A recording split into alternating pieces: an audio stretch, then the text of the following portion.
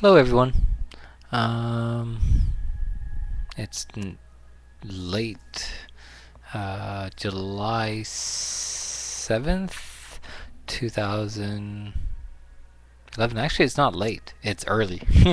It's 1 a.m.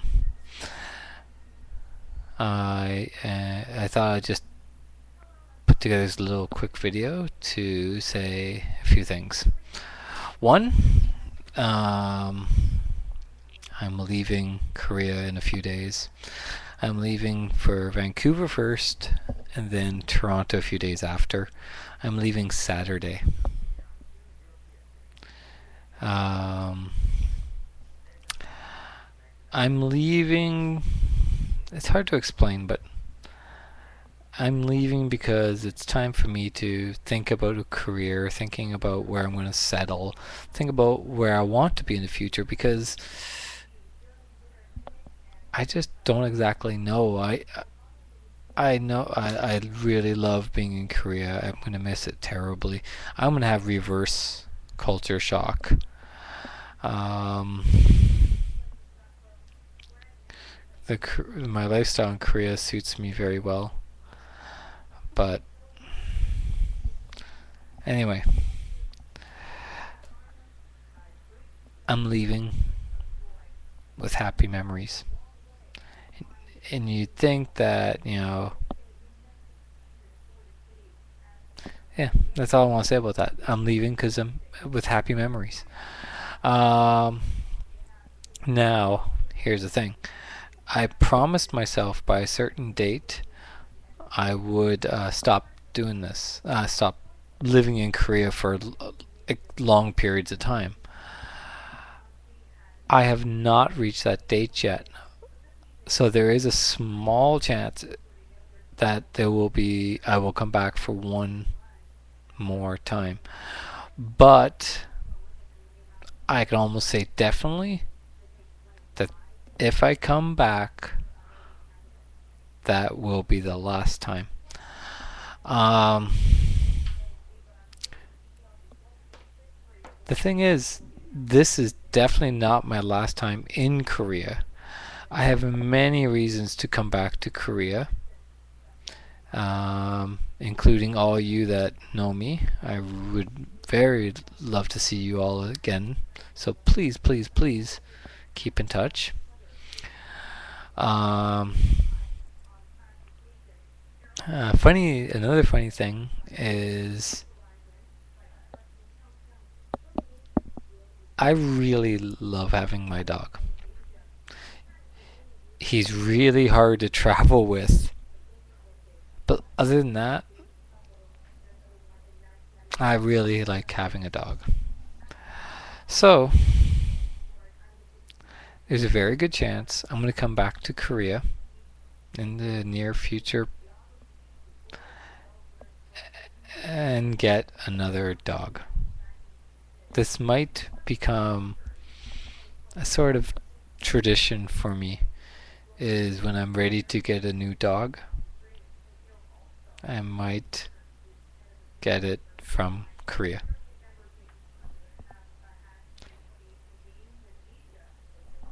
That's all I gotta say about that. It's an interesting situation. Okay. I do want to come back for the Jeonju Film Festival. I hope to come for the 2012 Jeonju Film Festival. I'm not 100% sure if I can, but if I can, I would like to. Um, so another reason why I decided to record this is I was surfing the internet, just relaxing, thinking about things, planning things, uh, and I had the TV on. I had it on Arirang TV, and I didn't realize that on Arirang TV they were broadcasting the Olympic bid for 2018 live. Because I was too busy thinking about my flight back to Canada, who I'm going to meet, where I'm going to go, how I'm going to get there, how I'm going to get the dog there, etc., and other things. Um, and so I didn't realize that the Olympic bid was on TV. So all of a sudden I hear the cry of Dae Haemin Guk, da da da da da. So I think that's kind of interesting. So I look up, and it was Korea winning the Olympic bid for 2008 Winter Games. That's fascinating. That's great. That's great for Korea. Congratulations. Pyeongchang 2018 Winter Olympics. Gives me a reason to come back in 2018. So, talking about the Olympics, I'll tell you a couple stories that are kind of funny um, that involve Olympics. Number one, I think it's in 1976. The Olympics were in Montreal, and my family was traveling through Montreal. I was very young at that time.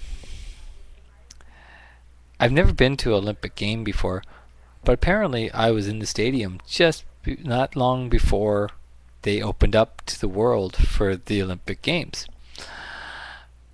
It's kind of funny because I was very young. I was probably barely able to walk. And according to my dad, I had to use the bathroom really bad. So we were near one of the Olympic stadiums, and my dad begged, can my son, please, please, please, please go and use the bathroom? He's got to go. Well, whoever was managing or working there at that time let us in. So I got to use the bathroom, I got to use the bathroom, the facilities before, and see the facilities before most of the public. Unfortunately, I was very young and don't remember that story at all. I thought it was a funny story related to the Olympics. I have a second story, and this one's related to Korea. My first year in Korea was 1999. In 1999, I had a friend that invited me to go to a concert. Now, pop music in Korea is everywhere. And if you're young, you pick a pop group you are a big fan of, and that's who you follow. It's usually like a boy band or a girl band, and that is your band. It's probably you could say it's similar in the West, but in Korea it seems to be more serious. So here, the reason why it brings up is this concert was for all the SM entertainment groups of that time. SM is a big entertainment, music entertainment company. They're huge, and I think they're still huge even to this day. So in 1999, I can't remember who the big band. Like I remember who the big bands were, but I don't remember who was part of SM and who was part of other companies. But I was a fan of SES, so I was like, "Oh, this is awesome! I get to go see SES," and they were there, so that was awesome. Videotaped it. So anyway, so here's the story. This took place at Olympic Park in Seoul. Olympic Stadium. I'm sorry, in the Olympic Stadium in Seoul. Inside the stadium, they had banners, big banners made by the fans. I think they looked like anime posters and such. They were just huge posters, and they sort of were able to mark the section of the fans by these posters, so you sort of knew where, for example, my favorite group was SES. This was the SES section. And then at that time there was another group called Jack's Kiss, which was another section. And it was like 8 different SM entertainment groups performing that day. It was pretty awesome. What I didn't realize is how serious it was that you sat with your group. Yeah. What I mean by serious is, okay, first off, everyone at the concert brought balloons of their group's color. For example, I think SES's color was red, Jack's Kisses was yellow, some group was pink. I know a group that was popular at the time, and I think it is an SM entertainment group, but I don't think they were there, was Shinhwa. They were a pretty awesome band at the time. So when you go to the SS group, or if you're just observing the concert, you can see like red balloons. Like you usually get 2 balloons and you just smack them together, dun, dun, dun, dun, dun, dun, dun, dun, dun.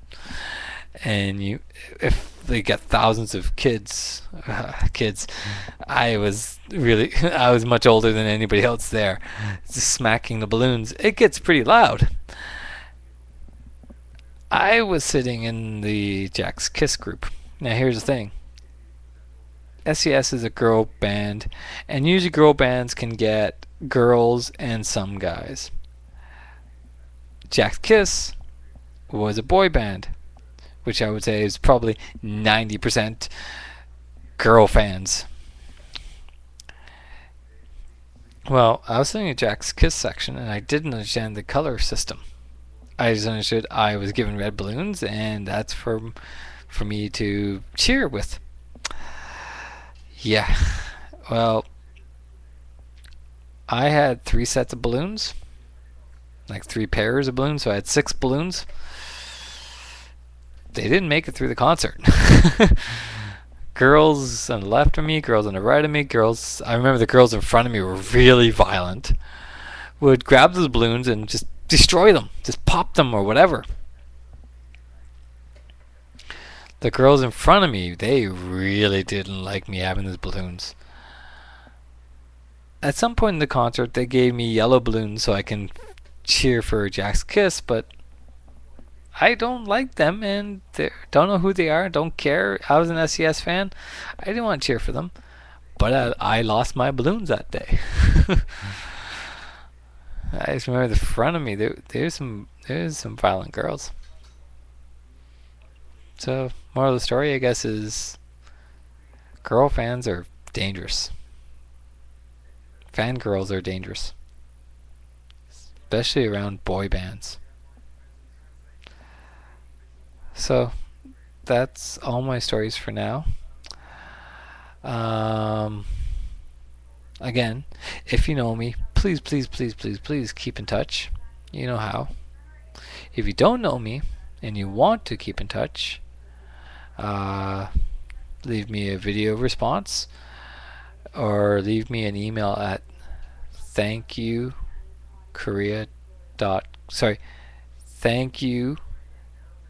the letter U, Korea at gmail.com. Again, that is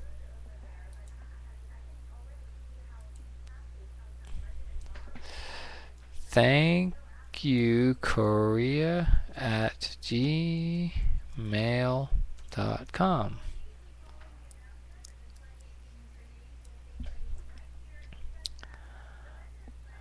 And my website is www.thankukorea.com. Spelt the same way.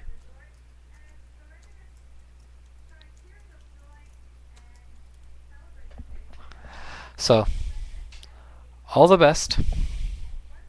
And more than likely, the next video will be more edited,